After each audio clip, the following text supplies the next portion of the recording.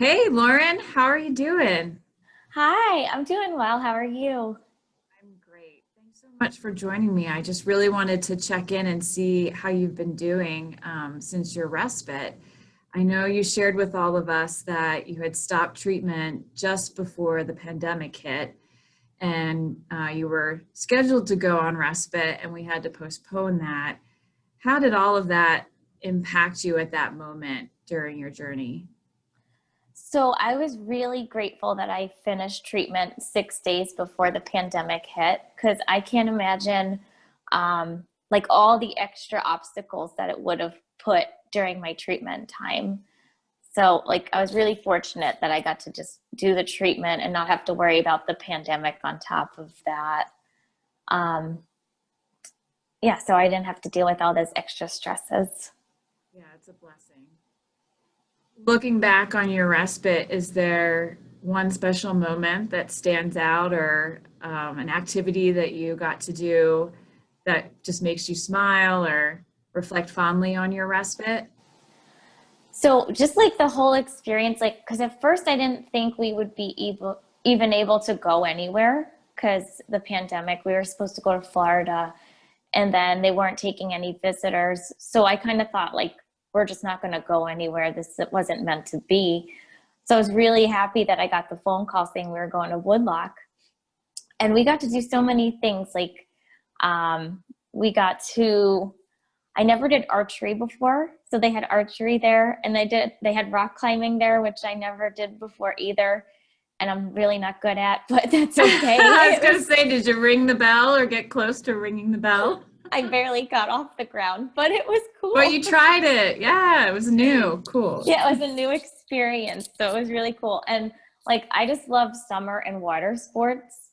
So we got to do the paddle boarding and we got to do kayaking together. And it was just like so beautiful and peaceful.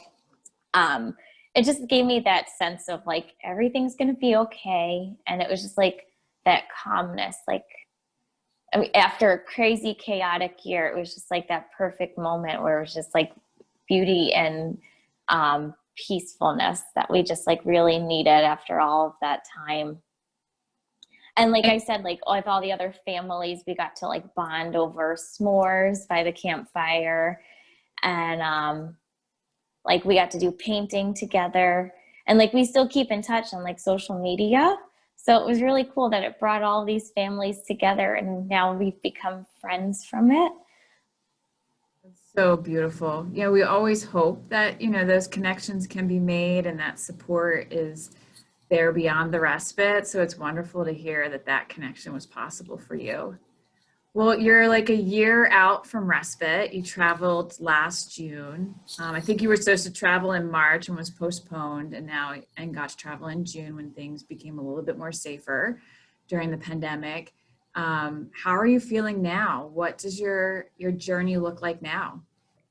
So things are good. I had my scans and I had my blood work and everything's looking good. And I'm going back next week for more blood work. So hopefully that will turn out as good as well.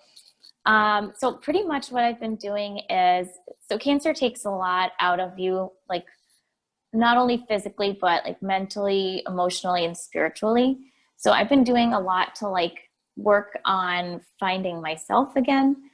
And that's been consisting of like, I attend support groups with other young cancer survivors. And we meet, like, we'll be meeting on Thursday. So we just like talk about how we're feeling and what we're going through. And I do yoga and meditation. And I've been working on like finding new hobbies lately, like just rediscovering myself. Like I started painting, which I never did before. I was really never really interested in painting, but I just was like, oh, let me see if I enjoy it. And I really do. So I'm going to keep doing that. Just finding new things about myself that I'm liking today is really cool and a really nice experience.